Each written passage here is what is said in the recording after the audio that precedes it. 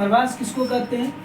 जब आबादी एक स्थान से दूसरे स्थान पर निवास करते हैं तो उसको क्या कहते हैं? प्रवास। ठीक है, जब आबादी या लोग एक स्थान से दूसरे स्थान पर निवास करते हैं तो उसको क्या कहते हैं? प्रवास। इसी को गंतव्य भी कहते हैं। क्या कहते हैं? गंतव्य। प्रवास दो कारणों से होता है। एक तो आप किसी काम के उद्देश्य से जाते हैं या फिर आपको यहाँ पर कोई सताता है तो ना। तो देखिए, इसको दो कारण जानते हैं, एक प्रतिकर्ष और दूसरा अपकर्ष। जब आप किसी के लोभ में वहाँ खींचे चले जाते हैं, जैसे रोजगार हो गया, शिक्षा हो गया, तो उसको क्या कहते हैं? अपकर्ष कारक। वो आपको खींच रहा है कि भैया हमारी मेहनत का मुआवजा वहाँ पर बहुत ज़्यादा मिलेगा, या जो चीज़ हम पढ़ना चाह रहे हैं वो चीज़ें उस स्थान पर अच्छे से पढ़ाई जाएगी। जैसे कि अपना देखिए दीनदयाल रोड में ओनली सॉल्यूशन है ना, ओनली सॉल्यूशन में पढ़ाई बढ़िया से मिल रही है आपको, तो आप लोग कहाँ आना चाह रहे हैं? यहाँ। ये आपका क्या हो गया? अपकर्ष हो गया कि प्रतिकर्ष? अपकर्ष ना। आप अपने इच्छा के अनुसार से पढ़ाई चीज़ें अच्छी से मिल रही, इसको कहते हैं अपकर्ष।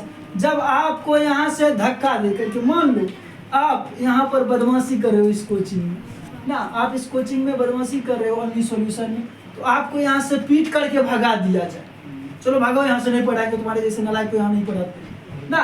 तो ये कौन सा कारक हो जाएगा? प्रतिकर्ष कारक। इसी को अंग्रेजी में कहते हैं पुश फैक्टर, मतलब धकेलना ना, चल भाग भाग, जैसे गेट आउट कहते हो। ठीक, इसको क्या कहते हैं? Push factor. तो आपने देखा दो कारक, प्रतिकर्ष और अपकर्ष। क्लियर है दैट? अब आते हैं जनसांख्यिकीय अवस्था। देखिए, जनसंख्या है ना, 3 चरण से गुजरता है। क्या? 3 चरण से। प्रथम अवस्था आपको सबसे पहले मैं बता रहा हूँ कि 5 से 6 अरब वर्ष में लगने में 12 साल लग गया। 1 अरब जनसंख्या को बढ़ने में कितना वर्ष लगा? 12 साल। तो मतलब उस टाइम पीरियड की बात करें। लेकिन आज आपके पास तकनीक है, टेक्नोलॉजी है, हर एक चीज़ है, तो आप यहाँ पर बढ़ने में आसानी हो जाएगा कि नहीं हो जाएगा? क्योंकि जन्म दर बढ़ेगा, मृत्यु दर, फर्टिलिटी रेट बढ़ेगा और मोर्टेलिटी रेट घटेगा, तो जनसंख्या क्या होगी? बूम करेगी, बढ़ेगी। क्योंकि आपके पास औषधि है, चिकित्सा है, डॉक्टर, एक तरह की टेक्नोलॉजी है, उससे जनसंख्या बूम कर सकते हैं, उससे घटा भी सकते हैं। तो आपके डेट में मायने उतना नहीं। ठीक, लेकिन ये 3 अवस्था होती है। क्या होती है? 3 अवस्था। प्रथम अवस्था, फर्स्ट स्टेज में क्या होता है? जन्म दर। क्या बेटा? जन्म दर और मृत्यु दर। मृत्यु दर दोनों क्या होता है? लगभग एक समान होता है, जितना मरता है उतना बचता है। इसको क्या कहते हैं? प्रथम अवस्था। ठीक है, क्योंकि यहाँ पर लोगों के पास क्या था? फर्स्ट स्टेज में टेक्नोलॉजी नहीं था, दवा नहीं थी, उपकरण नहीं था। ठीक, सेकेंड स्टेज में जब जाते हैं आप देखते हैं कि जनसंख्या क्या हो जाती है? शिक्षित हो जाती है। क्या हो जाती है? एडुकेटेड हो जाती है, शिक्षित हो जाती है। तो सोचने समझने की क्षमता विकसित हो जाती है। बच्चों का लालन पालन कैसे करना, ये चीज़ें नॉलेज में आ जाता है। ऐसे ही क्या कहते हैं? तो ऐसे दूसरी अवस्था में जन्म दर क्या रहता? बना रहता, जन्म दर बेसी ज़्यादा रहता और मृत्यु दर क्या हो जाती है? घट जाती है, मृत्यु दर घट जाती है। इसी अवस्था को पार करके हम लोग तीसरे स्टेज में पढ़ते हैं। कहाँ पहुँचते हैं? तीसरे स्टेज। तीसरे स्टेज में क्या होता है? जन्म दर और मृत्यु दर दोनों क्या होता है? यहाँ देखिए, यहाँ जन्म दर था और मृत्यु दर भी बढ़ गया। यहाँ जन्म दर भी स्थिर रहेगा। क्या? जन्म दर भी स्टेबल कर लेंगे, रोक देंगे कि नहीं हमको 2 चाहिए। कितना चाहिए? 2 चाहिए। और मृत्यु दर भी कम कर लेंगे, क्योंकि टेक्नोलॉजी अपने पास, शिक्षा अपने पास, और सारी जो भी जीने की दशा है वो सारी उपकरणें आपके पास। तो 2 जन्मा है तो 2 को बचा भी लिए, एकदम स्थिर हो गया ना। जितना चाह रहे उतना ही। इस जनसंख्या का कौन सा स्टेज हुआ? तीसरा स्टेज, तीसरी अवस्था। क्लियर है चीज़ें? कोई दिक्कत? उसके बाद जनसंख्या घनत्व। क्या बेटा? जनसंख्या घनत्व। अच्छा देखो, जनसंख्या घनत्व किसी को कहते हैं?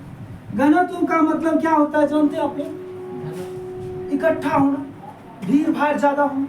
घनत्व का मतलब इकट्ठा होना, भीड़ भाड़ ज्यादा होना, सभी लोग आपस में सट के रहना। इसको क्या कहते हैं? घनत्व। क्या कहते हैं? घनत्व। तो किसी इकाई क्षेत्र में, किसी इकाई क्षेत्र में रह रहे लोगों की क्षेत्रफल में जनसंख्या से भाग देने पर जो प्राप्त होता है उसको क्या कहते हैं? जनसंख्या घनत्व। क्या कहते हैं? जनसंख्या घनत्व। कहने का मतलब प्रत्येक 1 किलोमीटर वर्ग में, प्रत्येक प्रत्येक किलोमीटर वर्ग में रह रहे लोगों की आबादी को, प्रत्येक वर्ग किलोमीटर में रह रहे लोगों की आबादी को क्या कहते हैं? जनसंख्या घनत्व। क्या कहते हैं? जनसंख्या घनत्व। अभी देखिए प्रत्येक वर्ग किलोमीटर में ना, एक वर्ग किलोमीटर में आबादी कितना? जनसंख्या घनत्व 200। कितना बेटा? 200 औसत है, ये एवरेज है। क्या है? एवरेज, कम हो बेस। लेकिन कहीं कहीं इससे ज़्यादा हुआ, 250 भी हो ना, 1 किलोमीटर में 250 भी लोग रहे ना, तो उस समय जनसंख्या बहुत ज़्यादा हो जाएगा। तो देखिए जनसंख्या घनत्व क्लियर हो गया। ठीक, अब क्या? जनसंख्या वृद्धि दर। क्या बेटा? जनसंख्या वृद्धि दर। तो लगातार 2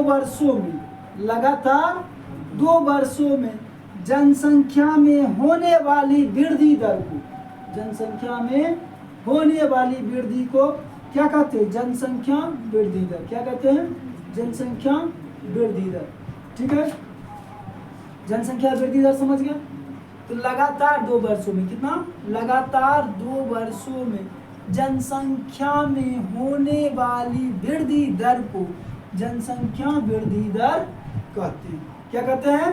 जनसंख्या वृद्धि दर कहा जाता है। क्लियर चीज? अब उसके बाद देखिए जनसंख्या ऋणात्मकता। जनसंख्या ऋणात्मक, तो लगातार 2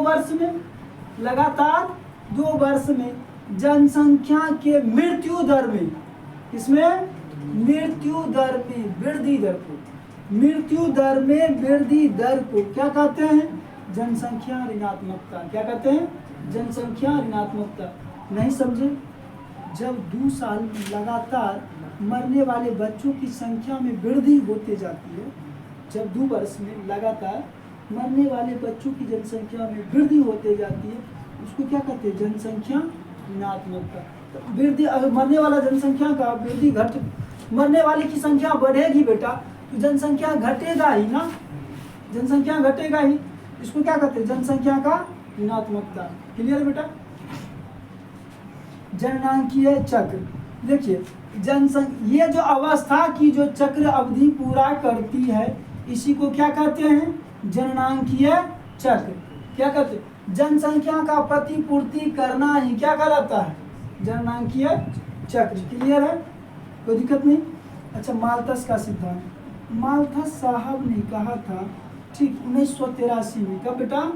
1983 में। ठीक, अधिक जनसंख्या होने से क्या होगा? खाद्यान्न की आपूर्ति होगी। किसकी? खाद्यान्न की आपूर्ति, मतलब भोजन की कमी होगी, जिससे जनसंख्या का क्या होगा? कुचक्र होगा, और जनसंख्या में क्या होगी? गिरावट होगी। क्या होगी? जनसंख्या, अगर भोजन नहीं मिलेगा तब जीवित रहिएगा? मरेंगे तो जनसंख्या में गिरावट होगी ना। ये माल्थस का सिद्धांत है बेटा। ठीक है, इसको क्या कहते हैं? जनसंख्या का कुचक्र या ह्रासमान का सिद्धांत। क्या? ह्रासमान का सिद्धांत या माल्थस का सिद्धांत। क्लियर है बेटा? कोई दिक्कत? आगे देखिए जनसंख्या वृद्धि का लाभ और हानि। अच्छा, जनसंख्या वृद्धि का लाभ है कि नहीं ना? अगर जनसंख्या को शिक्षित करके उसका उपयोग किया जाए, आप लोग को पढ़ा लिखा दिया जाए और तकनीकी ज्ञान दे दिया जाए, तो आप रोजगार करिएगा कि नहीं कीजिएगा ना? रोजगार कीजिएगा ना। रोजगार कीजिएगा तो देश की अर्थव्यवस्था मजबूत होगी, आपकी अर्थव्यवस्था मजबूत होगी, संसाधनों का उपयोग बढ़िया से कर पाइएगा ना, संसाधनों का उपयोग बढ़िया से हो पाएगा कि नहीं आपके शिक्षित होने से। तो जनसंख्या का लाभ भी है, अगर जनसंख्या को सही तरीके से इस्तेमाल किया जाए, उसको शिक्षित करके, उसको तकनीकी ज्ञान दे करके, तो देश के आर्थिक विकास में भागीदारी होता, देश का आर्थिक विकास होता है। और देश का आर्थिक विकास होगा तो पूरे समाज का विकास होगा, पूरे समाज का विकास होगा तो पूरा वर्ल्ड का भी ना विकास होगा बेटा, डेवलपमेंट होगा। लेकिन जब जनसंख्या, इसका नुकसान भी, जब जनसंख्या अधिक हो जाए और जनसंख्या के पास शिक्षा ना हो, रोजगार ना हो, बेरोजगार हो, तो नुकसान होगा कि नहीं? देश की अर्थव्यवस्था श्रिंक कर जाएगी, बेरोजगारी दर में वृद्धि हो जाएगी, देश में भ्रष्टाचार, अत्याचार बढ़ जाएगा कि नहीं बढ़ेगा, खून खराबा बढ़ेगा कि नहीं, चंद रुपयों के लिए लोग एक दूसरे को खून कर देगा। क्लियर है चीज़ है? विदाउट चलिए, यहाँ तक आपने देखा लाभ भी इसका और नुकसान भी। क्लियर। अब देखिए जनसंख्या विभाजन। देखिए आपने देखा कि भारत में सबसे पहले बेटा जनगणना की शुरुआत 1872 में होती है। कब? 1872 में। ठीक है, अंग्रेजी सरकार के द्वारा। ठीक है, सबसे पहले जनसंख्या का गणना शुरुआत किया गया 1872 में अंग्रेजी सरकार के द्वारा। ठीक, उसके बाद 1881 से, कब से बेटा? 1881 से प्रत्येक 10 वर्ष पर, कितना? प्रत्येक 10 वर्ष पर क्या करना है? जनसंख्या करना है, मतलब आबादी की जनगणना करना, गिनना है कि कितना आबादी होता। ठीक, जब ये चीजें प्रक्रिया चलते रही तो 1920 में देखा गया, 1920 में, कब बेटा? 1920 में जनसंख्या में गिरावट आ गई। क्या आ गई? जनसंख्या में गिरावट आ गई, जिसके कारण से यहाँ से जनसंख्या को 1920 में अकाल पड़ा। 1920 में भारत में अकाल पड़ा, जिसके कारण से भूखमरी, बेरोजगारी, हत्या हो गई और लोगों की मृत्यु दर ज़्यादा बढ़ गई। ठीक, यहाँ से जनसंख्या गिरने लगा, तो इसको कहा गया, इसी कारण इस वर्ष को 1920 को जनसंख्या का विभाजन वर्ष कहा गया। क्या कहा गया? विभाजन। यहाँ से धीरे धीरे 1947 में आप आज़ाद होते हैं अंग्रेज से। 1947 में आप आज़ाद होते हैं अंग्रेज से। ठीक है, 1947 में। उसके बाद देश की आर्थिक दशा सुधारने के लिए 1966 में हरित क्रांति लाया गया था। ठीक है बच्चा, केवल इसी का उपयोग नहीं था, और भी बहुत सारे कारण थे। ठीक, इससे क्या हुआ? हम आत्मनिर्भर हुए। जब 1971 में बेटा फिर से जब जनगणना हुआ, कब? 1971 में जनगणना हुआ, तो हमने देखा कि हमारे पास आबादी की एकाएक आबादी बढ़ गई। कितना? एकाएक आबादी बढ़ गई। जब एकाएक आबादी जो बढ़ी 1971 में, इसी को कहा गया जनसंख्या का प्रस्फुटन। क्या बेटा? प्रस्फुटन वर्ष। क्या कहा गया? प्रस्फुटन, मतलब एकाएक जनसंख्या का बढ़ना प्रस्फुटन कहलाता है। ठीक है बेटा। उसके बाद भारत में उच्च जनसंख्या वाले राज्य। देखिए भारत में सभी राज्यों में देखिएगा जनसंख्या अलग अलग।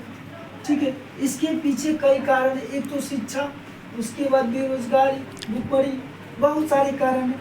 लेकिन आप जब देखें तो पश्चिम बंगाल, उत्तर के जितने भी राज्य आप देख रहे हो, ये वाला कर्क रेखा 23.5 डिग्री से उत्तर के, ये सब उत्तर में पड़ता है। तो कर्क रेखा से ऊपर में जितने भी सब में मैदानी क्षेत्र होने के कारण यहाँ पर खेती करना आसान है। यहाँ जलवायु भी साथ देता, वर्षा होती है ना, जिसके कारण से इन राज्यों में जनसंख्या क्या है? अधिक है। और दक्षिण वाले राज्य में चले जाइए, ये पर्वतीय क्षेत्र, यहाँ की मरुभूमियाँ हैं। ठीक है, जिसके कारण से यहाँ की आबादी कम होती है। ठीक है, तो इन सारी चीज़ों को हम देखते हुए फिर आते भारत की जनसंख्या का व्यावसायिक वितरण। मतलब व्यावसायिक वितरण मतलब जानते हैं क्या आप लोग? रोजगार। क्या? रोजगार। क्या चीज़ बच्चा? रोजगार। 2011 रिपोर्ट के अनुसार अगर हम देखते हैं बेटा, क्योंकि अभी तक 2021-22 वाला रिपोर्ट सरकार अभी जारी नहीं की है। ठीक, आज वही देख रहे। तो देखिए 2011 के रिपोर्ट के अनुसार आप जब देखते हैं तो भारत के 55% आबादी, कितना प्रतिशत आबादी बेटा? 55% आबादी किसमें है? कृषि कार्य में, खेतों में काम करते। किस में काम करते हैं? तो कृषि कार्य में केवल खेती जोतना नहीं होता, छिट्टा दौड़ी बीनते हैं ना, छोटा छोटा उद्योग लगाते हैं, कुटीर उद्योग ना, कुक्कुट पालन, मत्स्य पालन, ये सारी चीजें आता। सिर्फ खेत में बुआई करना और कटाई करना ही कृषि कार्य नहीं होता। ठीक है बच्चा। तो इसमें लगभग 55% आबादी किस पर है? कृषि पर। और 55 में से मात्र 12% आबादी, कितना? 12% आबादी किसमें है बेटा? उद्योग में। किसमें? उद्योग में। ठीक, 55 12 कितना हो गया? 62%। 62% में अब कितना बच गया बेटा आपके पास? 38%। 67% में 67% में आपके पास कितना बचा? मात्र 33% ना। 33% में मात्र 20% आबादी सेवा क्षेत्र में काम करते हैं। सेवा क्षेत्र में क्या, मोटर गाड़ी चलाते हैं, होटल में काम करते हैं, स्विगी में काम करते हैं, जोमेटो में करते हैं, साइबर कैफ में काम करते हैं ना। बाकी बाद 13% बेरोजगार अभी भी बोखल मिलता है। 13% लोग आज भी क्या है, बेरोजगार। तब ना भारत में इतना क्राइम है। 13% जो लोग है बैठल निठल्ला, पढ़ लिख के कुछ नहीं कर पा रहे, क्या करते, दूसर कोई नौकरी ले जा रहा होकर छीन लेता ना। रोजगार नहीं मिला भाई, ओकरो रोजगार है, पैसा काम कर रहे रोजगार में। रोजगार कितना बढ़िया भाई, कोई मेहनत करके ला रहा है, उसका ही उठा के ले जा रहा ना। क्लियर है बेटा। तो हमने देखा, अच्छी चीज देखिए, जनसंख्या का वेबसाइट। अच्छा देखिए, आप जनसंख्या को कैसे नियंत्रित कर सकते हैं। एकाएक जनसंख्या इतना बढ़ रहा है, हमारे पास भूमि कम है, संसाधन कम है, और उसको सबको पूर्ति भी करना, इस पर हम कैसे अंकुश लगा सकते हैं, जनसंख्या को कैसे रोक सकते हैं। हर घर में 2 से ज्यादा वंश नहीं रहना, परिवार नियोजन, ठीक है। और सरकार को